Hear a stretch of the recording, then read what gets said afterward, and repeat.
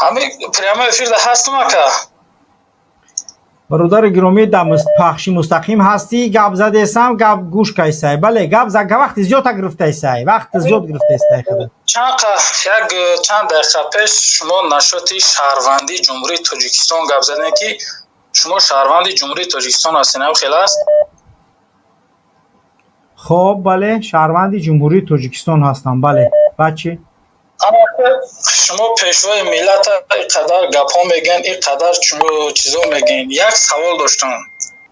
برای چی وقتی که سرحد تاجیکستان قطعی قرقیزستان کم ترک نوارام شد محیدین کبیری خیست به زبان روسی گپ زد که مردم تاجیکستان بخیزن به طرف قرقیزا گپ زنه نه بر ضد چی تاجیکستان دروغ میگوی؟ میاد همو چیزا داری خودت همو گپ زدن در پیش من گپ زده است. برو چی دروغ میگوی؟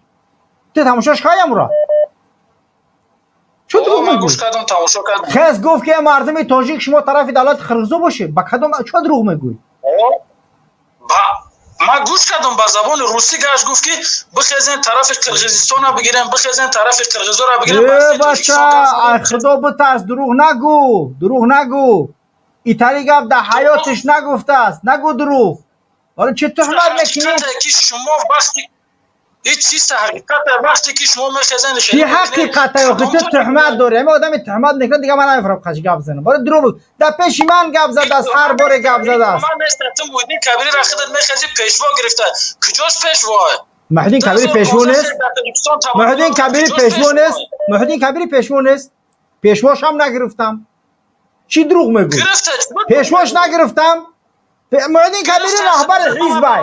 محیدین کبیری یا سیاستمدار رئیس حزب. تمام رهبر پیمان ملی تاجیکستان رئیس پیمان ملی تاجیکستان. امروز ممکن محیدین کبیری رئیس فردا یک نفر دیگه بچی. من نگفتم که محیدین کبیری ایواز شونده اگر نباشه او تمام مخالفو از بین میره و رنگ شمار رحمان بدونه که اگر رحمان رو بمره تاجیکستان زمین میکشه. ما ایتادی نگفتیم اینجا. ما چاپلوس نیستیم. فهمیدی است؟ تو چاپلوسی. تو چاپلوسی. من تنجی دولت من تنجی دولت من چاپلوس نمیشم. گوش کن گوش یه سوال داخلت گوش کن. همین من هر روز میام 5 مشت میزنم میام یک بار تجاوز میکنم نه که دولت تنج باشه. راضی؟ چرا تجاوز کردن؟ اینمی دخونه تو میام میدرم من اگون کسا نمیگم میام میدرم یا 5 مشت میزنم نه که دولت تنج باشه. گفته تجاوز میکنم لبا چیز خونات میگیرم میرم. دولت تنج باشه. راضی دامی؟ من شکرانه خدا میکنم که امروز من 30 ساله شدگیم نه که یگان من ترا سوالت کرده ایستم بگو نه یا ها. من ترا گفته ایستم سوالت کرده ایستم ها یا نه بگو تمام.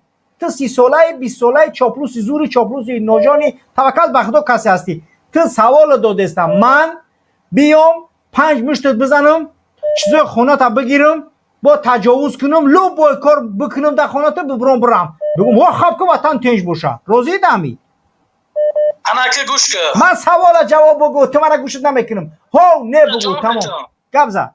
من سوال جواب میتونم. من 30 ساله ام. نگو بگم 30 ساله فهمیدم. ترا سوال ای سوال برامدی گپ زنی نمیمونم. تو راضی که من بیام هر روز 5 مشت بزنم تجاوزت کنم هم اکسو بگیرم برم. سوال جواب بگو ها نه تمام. بسیار بد گپ نزن. من 30 سالم 60 سالم من چاپلوسی زورم من در چاپلوسی استخون ندارم و میدرم لسک پیشم اینطوری گپا لازم نیست. سوال تو راضی که من همین تطبیق کنم؟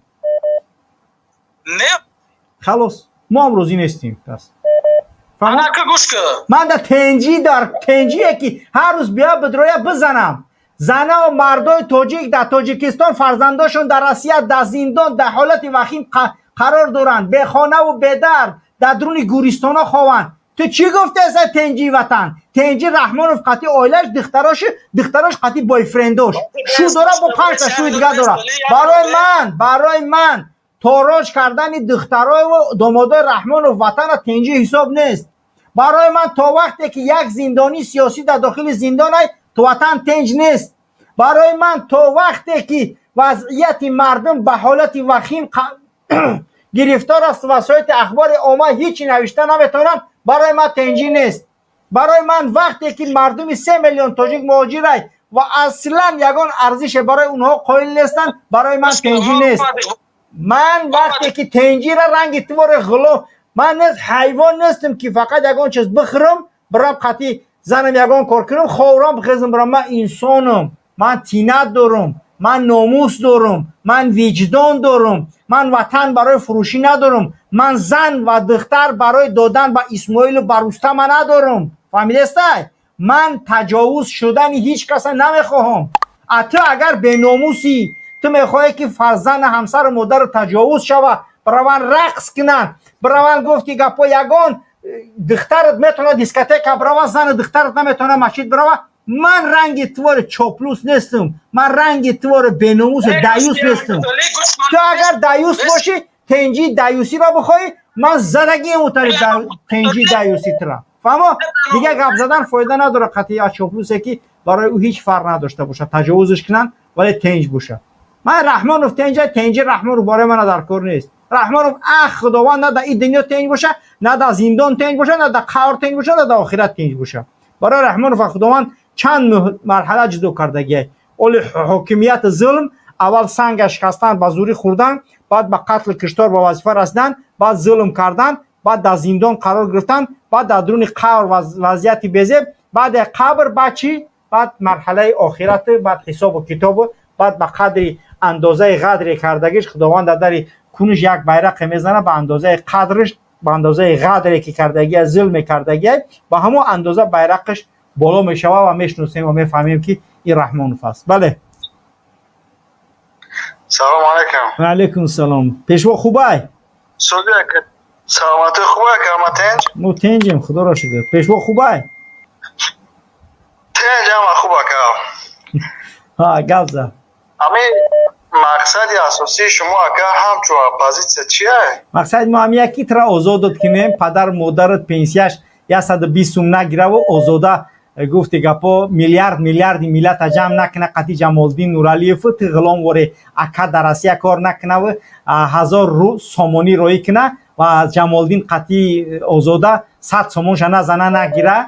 وقتی که تو ای دوشنبه به خوجند میره گفتی گپا پلی چناق قطعی پل داده نرای، یا وقتی پل هم دادی که رفتی به شرط یه راه دیگه غیری به پل راست کنه تا مردم بگذارن بروند به پل برای اوجا الټرناتیو داشته باشه. ما میخوایم که فرزندای ما در عسکری نروند، کشته نشوند، تجاوز نشوند و اگه کار غلط و بد نشوند. ما میخوایم که مردم برای سخن حق در زندانو نباشند. ما میخوایم که زندگی مردم در سطح خوب و عالی و والا قرار داشته باشه. ما میخوایم که تاجیکستان یک دولتی زیری، یعنی که یک دیکتاتور، یک دولتی که از تمام قانون ها یعنی که رعایت نمیکنه، یگان چیز رعایت نمیکردگی دولت نباشه، یک دولت پیشرفته باشه، ای زیر ظلم یوغ و سپار یک عائله خارج باشه. این همین دولت هم میخوایم.